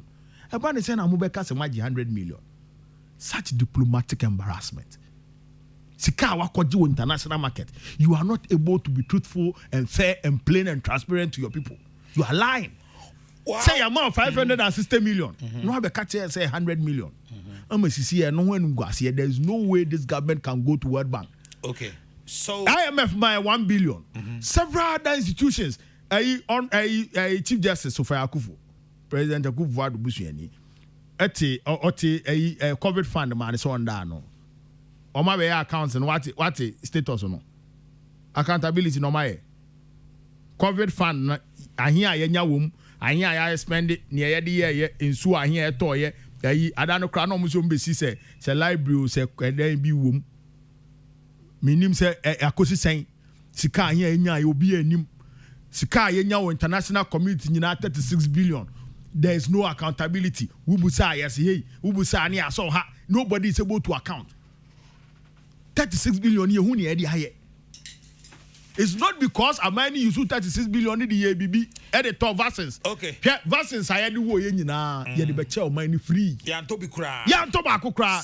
Near see a cotton a minister of health no say he was not thinking properly. Okay. What did be cotton so my no ko ba asem and no cry still. Such a minister is still in the office. My maybe so 2 questions na yampon and then maybe you will have to make another time na yen to aso. Wow offer Honorable Simon Osemensa also mawajo. Menkai will say total debt of Ghana in 2009 when Kufuor left was 2008 9.4 billion. Now by the end of 2016 when Mahama was exiting power it was 220 billion. 2,240% increase. So Otokuno should take note of that. Mama educate Honorable Simon Semensa. A simple education. Under President Kufuor, Ghana, ye ka ye din nyina we are say the chair. Into President Kufuor in actual fact shouldn't have left even $1 debt. So that analysis no any mute. He shouldn't have left any debt at all. Say you fire debt now chair. President Mahama ye the debt chair. President Milster ye the debt chair. Obi have debt and chobia. So when you do that analysis, it's a wrong analysis. The fundamentals are flawed. So the analysis is flawed. Okay. Maybe say obium say, baby, I was say ya wo can say Ghana skasema say any a say a NDC ne wa ban mu ade na mo be differently. Nana ya. Me say ni edi kan NDC ne wa ban mu anka o man ni sika 70 pansam empro nkondu pempenso a eduru no. Okay. Ni etosumi no. Say wa ban mu e na ye hu sa de we ya. And everyone say bia ya to aba power omatete omina pansam. We will need to rethink the tax system and not go for ye levy. We cannot go for the easy way out, and that's the difference between MPP and NDC. MPP always want the cheap way out. Then the NDC will have to come and repair. What the anything the MPP has done. I want the two months of my ABB and can social intervention, health insurance in India. When NDC comes, NDC will have to carry the cross and fix it properly before it becomes sustainable. The NDC being in near Bruce it doesn't survive. Okay. It doesn't survive. Health insurance, yes, started piloting. Dr. Dufour, 2000, you call parliament, here waste this car. Now, I'm say Adepa. In 2004, 2005, for Musa Munya Shane Fanchen and Kofabaye, and on district mutual fund, you buy a car net daho. A subscriptions amount for it. Okay. And your reform health insurance, then next let down. Mention anything, and I will tell you how the MPP did it haphazardly. My last question. There are more kind in Echi, Echnamo demonstration in Echi. Say E-levy, ye pass here, NDC Baya buying 2025. Mube trim, and Amons Mobeji. Me say, E-levy ni crying yam passing will be a bedage and see a bit trim and I see a bet was. E pass here. Me say, say E-levy, and to me pass the biarada. And yet, I just said, no. Do you know voters register different? Sa we about war parliament near the bay. Would your moon faculty class so no moon find ye MPC be free ho? Now, when you saw move faculty class or passes our billy. Nana, near see December no. A muka see a party base of parliament. Now, parliament, yes, and your catcher. What's it saying? obi obey na adwo so obefa kwati kwa so dia pass saade we na fa standing orders ana say mra kwa so e parliament we are not going to allow that person fa mra kwa so na eya asombo kra ye bebo twade a ye beto said ye be ya NDC. Oh yes. Is that what you have told your MPs to go and do? That is not what, but if it comes to that, but say, you are a leader, not you are a leader of a very credible political party like NDC. Otherwise. Otherwise. I know exactly what I'm saying. So also a leader of parliament, not standing orders for now him so a speaker, untimin to aba. Now you are just over kunyamu, no sorry, akotuaba, no asabetra kunyanuma. Kukramu ferisa or de back me on baby. Me say kukram feriso tu hunia. Masa. Kukram on feriso tu hunia. It is a mambagme away because me say kukram feriso tu hunia. On ferisa odi asawa beta so. E kwan bia obi be fa kwati kwa so. Na fa mra kwa so. Na obe na adwe so be pass 11 no. Ye ni wo bi ka papa parliament. Oh. Me ntimi nkan wasem ne me kan se. Emra da ho. Me say MPP for they are kind now notwithstanding. Nana MPP for e be fa mra kwa so. Na mra ne da ho. There you see Kinianim da ho ayem bon chen wo bo nchen emra da ho wo ye wa dwen so be fa mra ne nchen akopase 11 na we are not going to allow you mo ba mo betwem ana mo beje me say emra da ho wo be ye wa dwen say wo be fa kwati kwa so e dia pass emra no we will not allow you ye be ye dia stop bi e be stop na wo fa mra kwa ne so na utimi pass wi a ye duru ho a ye be cross are nde untimi nkase ye duru ha e to phone nti e ba ye nye na adeti na ese me kase ye ade aye mpaase ya ye stop no ye de ya ho odi nyina kun ade ne se mba so wo se men card view ta asem na se de also wo kan nyina so e future debi me say ye sisi an wo tena ye demonstration ye MPs no so ye ni omo din kita ho ya kire omo ni omo nye sa omo nye de kwan bia so ma kire omo se mo MPs nkoko ntoko pa kwan bia so wo mu be si levi ya no kwan emani hu the light of day eno koda nchen a wo bi obefa kwati kwan bia so enfam na kwan mu a wo so betinti mamanfo nsa e wo parliament na odi a pass mre ye ni wo bi ka atwede a ye beto asumba ye bebo. That's what we are saying because we do that. Yeah, Nana Yao, the reason why I'm saying this words and I'm saying that passionately. Nana Meba, the reason why I'm saying this and I'm saying it passionately is say if we don't do this and stop this, near Trawa near or the Indian people for the SA or my Kunipa 8 2020 elections. Yep, budget headed by your Bogu, Yano, Wamukwa side, Ecotra Homa speak and vote to ye. Emma budget and back to parliament. You speak about us, you. And Yashe or the Omati or correct or Mukikanya, but he didn't reverse the decision. Okay. So yet now no move up kwaso na ko trua and no obianti be Yashe. We are living under President Akufo-Addo. Anything can happen. So we are saying say yet now ma asem ni nsi ansa na abetrawa ye ho o ma anye ni ye o ma famra kwan so we yes wo famra kwan so I will stop you. Asem mo ya more violent. Oh, but if you are a Christian and you have read the Bible says that the kingdom of God suffers violence, and with violence we shall take it by force. And so NDC President Akufo-Addo, use quotation way 2020, EDG to me free and some kunkuma man for free. All opposition. Yeah. What kunkuma man for free? The abedi man penny. Yeah, court so court no answer any impo. What to yankra tegu. So what do you think will happen? Okay. What do you expect? What do you expect the other side to do? So that is why you are becoming more violent. No. We have learned our lesson. Say, MPP are buying. Ye no mon trase. Enye nhyehyeye. Say you o my say bronsam the devil. When you are dining with them, you use a long spoon. You don't make a deal with the devil. San MPP for ye because when you omo ya agreements is here. And I know speaker election. Ya to aba speaker wini. Obi fa ballot paper we ye. What for ballot paper ni every year no. Because ballot paper they are be no, it's not a valid election. It's a agreement, not subsequent election. First deputy speaker and the second deputy speaker. No, you have more. Echo hold you on mind for ransom for several hours. And yes, you and Yashi. You go one say and Yashi. We are there, you winning speaker no, and to the deputy no monfa. Now monfa second the crap ma independent no. If you ask no. ade tie no say chairman sabonsu ejina mo KFM ka say oh speaker cry ya elect no ya na yaji two mu na fa no consensus. So MPP is not a group of people you do arrangements or deal with. Okay. You don't deal with them in good faith because Omo Kesseh no they are bad faith personified. Mate. But eno na nkyerɛ sɛ ye betra se na ye de mmara hyɛ yɛn nsam. Na ya de o kan de bibia so nkyerɛ sɛ mo ayi mo we di mmara so. Na sɛ when di mmara so a ye den. Da be na mbaba kokroko. Wa o ti akunwa so no wo si wo ndi mmara so. Na yɛn ti akunwa so na wo di mmara ni di tia yɛn no ne yɛ te wo ne yɛ hwɛ wo ne yɛ bɔ nsɛm ma wo. Okay. O henu de wonya saa de no. Okay. Saa de no wonya bi What mo did Ghana. they inherit when NDC took power in 2009? They enjoyed the benefits of HIPIC.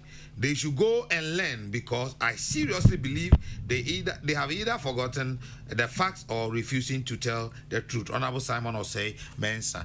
Otokono dabe na mboba kokroko. Ose. Dabe na mboba kokroko. Morning show. Aye. Oh, I know the ye si hu gyina ya mo bete. Sa ache. Sa Na sa u bisa sa u ni. Oh, me woni sa ache sa. O hu ni sa ache. Se ade ne de adwuma no sa na tie. Se utietia ya asia na yesisi bua ne sorry ye den. Nti no wase motietia ya asia ma yesisi ache nti sorry na na otia no bonko mo. Ona se ndi anwumre yi de me no die me na me no ba yi se aye yi. Sa ne no anopa de ne nti sa. Sa ne tie. Ande bi anopa de ne nti sa. Sa ne tie. Anopa de ne motia ya asia ma ye dwonku nyina mo a. Ebra na no pa no e fense juara no pa no 1-on-1 sorry bra. E wo kokroko. Juara no pa. Enti okwa akoka jeje no ase juara no pa wo ba kokroko. Ana yo. Ye wi ana. Onya papa. Otokono jaza na ba. Ana aminu ani wo. Ona ka wo ye minu ya. Minu ano the opposition ama wa yi mama. Na o e fense nsuo to kokokokra ma de anyama na nsuo beto. Wo ti aba mu kra wo ye wujitum se wo ye minu ya kra ma hu so na o jai. Ipa ya adi osa ye yo. Ha. Hey. Otokono mama anya hwe kra na me onua na me ta hu. Na me busa wa apom. Esewara. Peter Boama Otokono nwumre yeda wase. Yeda wase pa. Peter Boama Otokono Deputy General Secretary NDC. Isaac Odro, Patricia Sefa Fisher, Elizabeth Ejin, Prince Bafo Asamoah, Samuel Apia. Madam wase papa say mo hihye adwuma e ma me di ho chia me e frame nana ya Kesseh obetimi aframe the cardinal nyame e ya adoma adwua da e besia hia e wo the platform eso Kesseh AC intim e chena e yo awoda inti ma memfa advance one ma inti do chena na so antime nka medical we show dada Kesseh AC intim advance happy birthday I wish you good night Zamano